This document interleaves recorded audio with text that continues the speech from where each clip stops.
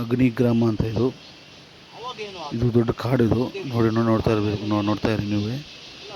ಇದು ಮಂಗಳೂರಿಗೆ ಹೋಗೋ ರೋಡ್ ಇದು ಶಾರ್ಟ್ಕಟ್ ರೋಡು. ಒಂದು ಗುಟ್ಟ ಎಲ್ಲ ಫುಲ್ಲು ಇದು ಇದಾಗ್ಬಿಟ್ಟು ಇಲ್ಲಿ ತೋಟಗೆಲ್ಲ ಇದಾಗ್ಬಿಟ್ಟು ನೋಡಲ್ಲ. ಮಳೆ ಶುರು ಆದಮೇಲೆ ಮೇಲೆ ಜಲ ಹೊರಡುತ್ತೆ. ಜಲ ಅಂದರೆ ಭೂಮಿ ಒಳಗಿಂದ ನೀರು ಉಕ್ಕುತ್ತೆ. ಆ ಜಲದ ನೀರು ಸಿಕ್ಕಾಪಟ್ಟೆ ಬಂದು ಇಲ್ಲಿ ಸ್ಟಾಕ್ ಆಗ್ತಾ ಇತ್ತು. ಸ್ಟಾಕ್ ಆಗಿ ಆ ರಸ್ತೆ ತಳಭಾಗದಲ್ಲಿ ಏನಿದೆ ಅಲ್ಲಿ ಮನೆಗಳು ಓಡಾಡ್ತಾ ಇದ್ವು. ಇಲ್ಲಿ ಹಚ್ಚಿನ ತಿನ್ನಕ್ಕೆ ಅಂತ ಎತ್ತದ ಬಾಟೆಯನ್ನು ಈ ಸಮಯದಲ್ಲಿ ಆನೆಗಳು ಕೊಡ್ತವೆ. ಮತ್ತೆ ಹಲಸಿನಹಣ್ಣು ಮುಗಿದ ಕೂಡಲೇ ಆನೆಗಳು ಅವು ಪಾಟಿಗೆ ಹೋಗ್ತವೆ. ಇದು ಆನೆ ಕಾರಿಡಾರು ಹೋಗ್ಬೋದು. ಆನೆಗಳು ತಿಂತಿದ್ದ ದಾರಿ. ಆಮೇಲೆ ಏನಾಯಿತು, ಇವರು ಒಂದೇ ಒಂದು ಚಿರಂಡಿ ಮಾಡಲಿಲ್ಲ, ಫ್ರೆಂಚ್ ಹೊಡಿಲಿಲ್ಲ, ರಸ್ತೆ ಸೈಡ್ ಇದ್ದಿದ್ದೆಲ್ಲ ಮುಚ್ಚಾಕಿದ್ರು.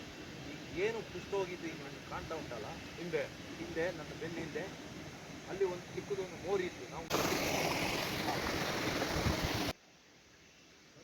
ವಿಕೋಪ ಆಗ್ತಾ ಇದೆಯಲ್ಲ, ಯಾರು ಹೊಣೆ ಇದು? ಇವೆಲ್ಲ ಗಿಡ ಎಷ್ಟು ಬಿದ್ದಿದೆ ಸರ್, ಇದೆಲ್ಲ ಗಿಡ ಮುರ ಎಲ್ಲ ಬಿದ್ದಿದೆ. ನಿಮ್ಮ ಗಿಡದ ಮೇಲೆ 3 ವರ್ಷದ ಕಾಪಿಗಳಿಲ್ಲ ತಂದೆ ಹೋಗ್ಬೋದು, ಆ ಥರ ಆಗುತ್ತೆ.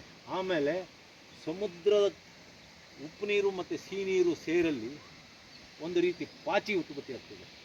ಅದನ್ನು ಮೀನುಗಳು, ಕೋಟ್ಯಾಂತರ ಮೀನುಗಳು ಅದನ್ನು ತಿನ್ಕೊಂಡು ಬದುಕ್ತವೆ. ಮರಿನೂ ಅಲ್ಲೇ ಹಾಕಿ ಅಲ್ಲಿನೂ ಮರಿ ಮಾಡ್ತವೆ. ಮ್ಯಾಂಗ್ರೋ ಅಂತಾರೆ. ಅಲ್ಲಿ ಮ್ಯಾಂಗ್ರೋ ಅಂತ